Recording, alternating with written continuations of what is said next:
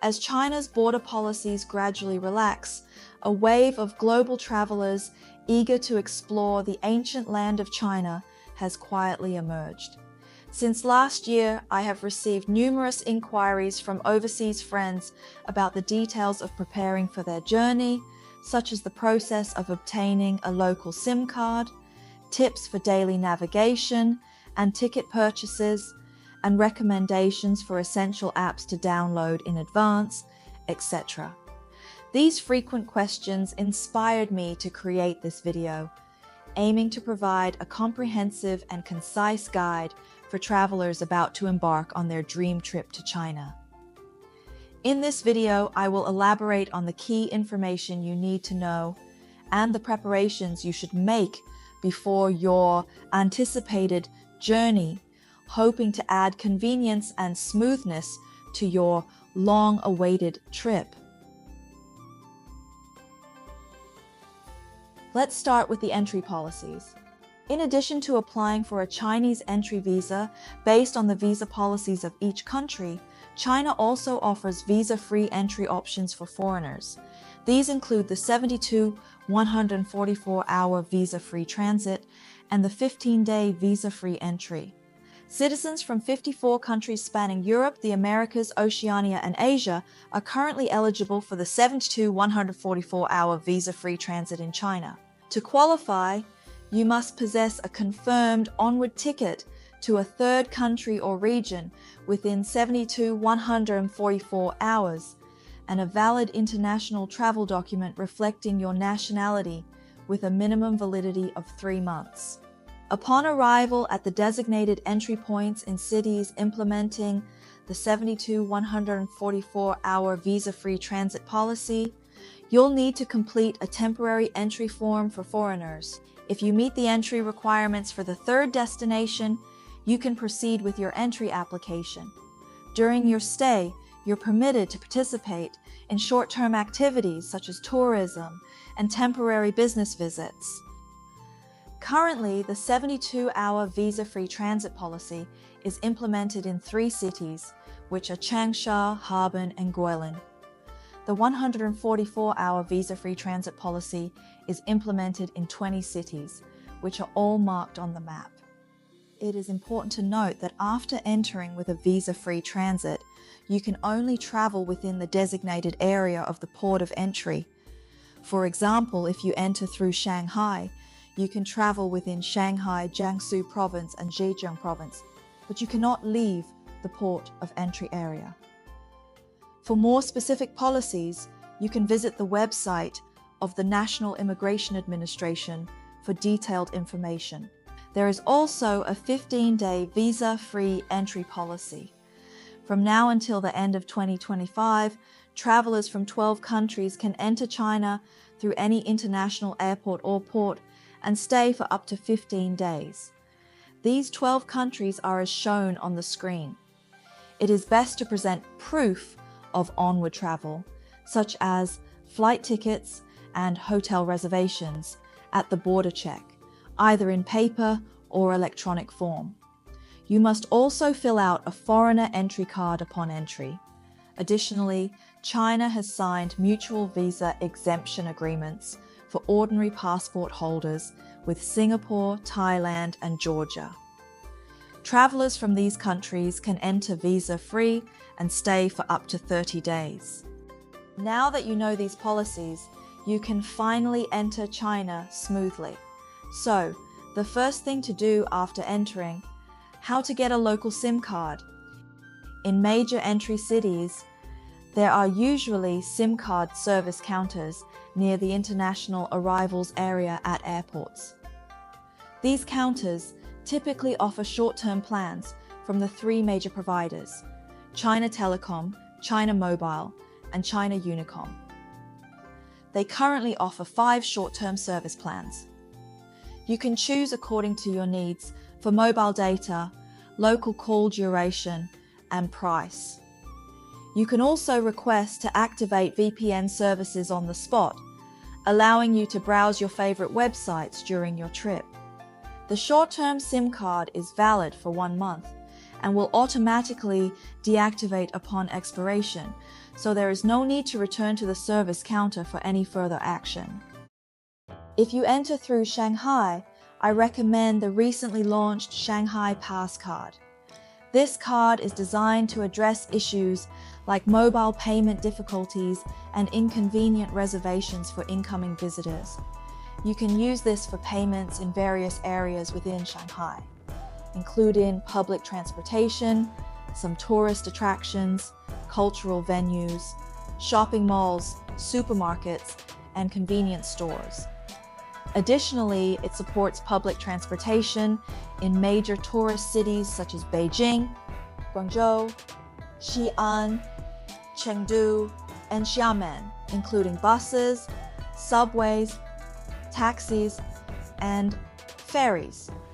The card operates on a prepaid balance system, and any unused small amounts can be refunded, eliminating the inconvenience of handling cash. Tourists can purchase the card at Pudong International Airport and recharge, refund, or seek assistance at transportation card service centers within subway stations. I recommend downloading these very helpful apps before your trip, as they will greatly benefit your travels. The first essential apps to install are WeChat and Alipay for mobile payments. Although regulations in China require merchants to accept cash, meaning you can definitely use cash, mobile payment has become the most common method for transactions. Some merchants in remote areas might not have enough cash for change, so it is highly recommended to enable mobile payments whenever possible. To activate your WeChat account, first, download the WeChat app from your mobile app store or via the website WeChat, and register an account using your phone number. You can register with an international phone number and link an international bank card, but ensure that your phone number can receive verification SMS messages. To bind a bank card to WeChat Pay, follow these steps. Click on Me, Services, Wallet. In Wallet, click Add Bank Card to enter the process of filling out and binding your card. After agreeing to the service agreement and proceeding, fill in or select your identification information as prompted. Then continue to the next step to add your card by following the instructions. Besides the payment function, WeChat has another essential feature.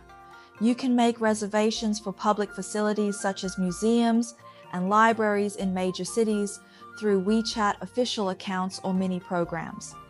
For example, if you want to visit the Palace Museum, you usually need to book about a week in advance via the museum's official account or mini program.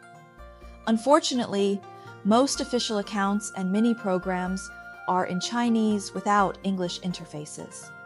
However, you can still use traditional methods to make reservations on their websites. If you plan to visit any museum, be sure to book in advance once your itinerary is confirmed, as most museums are closed on Mondays. To activate your Alipay account, you need to download the Alipay app from the App Store or the Alipay website and sign up with your mobile phone number. You will need to provide your passport number, name, contact number, and bank card information. Applicants must be over 18 years old. The approval process takes 1 or 2 days, so plan ahead and register before entering China. Once in the app, you will see 4 main functions at the top of the screen: Scan, Pay, Receive, Transport, and Pocket. Scan and Pay Receive are used for payments. Sometimes, merchants will show a payment code that you scan with Scan, then enter the amount to pay. Other times, merchants will scan your payment code, which you can display by clicking Pay Receive. In Transport, you can use QR codes to ride buses and subways, provided you have activated the city's public transport card in the app. Taxi offers a service similar to Uber, where you can use a map to call a ride. Please note that all these services require you to complete personal certification on Alipay and link your bank card for payments. In the video description below, I will also provide web link tutorials for registering Alipay and WeChat. Those who need it can refer to these tutorials. Trip is a highly convenient app for booking flights, high-speed trains, hotels, and attraction tickets. It's widely used by Chinese travelers. Conveniently, the Alipay app has already integrated some of Trip's most frequently used functions like Trip Airtrain, Trip Hotels, and Trip Tickets. These mini programs allow you to book flights, train tickets, hotels, and attraction tickets anytime, anywhere. Alipay also features a very useful translation function. Once activated, it can translate any text on Alipay pages into English, Spanish, Arabic, and 15 other languages. This is especially helpful when booking tickets, hailing a taxi, or scanning a menu at a restaurant. Navigation. While locals in China commonly use Amap and Baidu Map, neither app has an English version. For those who understand Chinese, these apps are very convenient. If you don't know Chinese at all, you can use Apple Maps, which also provides accurate location information and effective transportation routes. DianPing is an extremely useful app for finding recommended places to eat, drink, and have fun nearby. It is currently only available in Chinese. For those who understand Chinese, this app helps discover the most popular local spots, including restaurants, bars, malls, parks, and exhibitions. It's one of the most used apps by Chinese people for travel information. If you can't read Chinese apps or websites to discover the best local food and sites in China, you can follow my channel. I'll start with Shanghai and show you some fun places beyond the Bund, Lujiazui, Yu Garden, and Tianzifang. In future videos, I'll take you to explore the most interesting cities and attractions in China and share their stories with you. I also know about some other common concerns and questions people often have, so I'll address them here as well. First question, can English be used for communication in China? Well, in major cities like Beijing, Shanghai, Guangzhou, and Shenzhen, you might encounter more English speakers. However, in smaller cities or towns, it's rare to find people who can communicate in English. After all, China is a country with 56 ethnic groups, over 200 dialects, and a population of 1.4 billion. Mandarin Chinese is the national lingua franca and official language. With the advancements in AI technology, it's recommended to download a translation app beforehand to facilitate smooth communication in Mandarin Chinese. Second question, are there hotels that do not accommodate foreign guests? Due to past policies, it was true that only hotels with foreign-related qualifications could accommodate foreigners. However, recent regulations have clarified that all hotels nationwide are not allowed to refuse accommodation to foreign guests due to lack of foreign-related qualifications. However, due to variations in the implementation timeline and progress across different regions, some smaller cities or remote areas may still not comply. It's advisable to check if there are any notes explicitly stating the refusal to accommodate foreigners when booking hotels. Generally, any hotel can accommodate foreign guests. The third is a tip about prohibited items on high-speed trains. Apart from prohibited items like knives and flammable materials, what concerns us most are the cosmetics that are not allowed on board. Firstly, cosmetics are not restricted on high-speed trains. However, perfumes, colognes, sprays, gels, and other daily necessities containing flammable components must be in individual containers with a volume not exceeding 100 milliliters each, and only one of each type is allowed. Nail polish and remover should not exceed a cumulative volume of 50 milliliters. Hair dye, mousse, and hair gel in self-pressurized containers should not exceed 150 milliliters each, with only one of each type allowed, and a cumulative volume not exceeding 600 milliliters. Please check your belongings before traveling to avoid delays due to carrying prohibited items.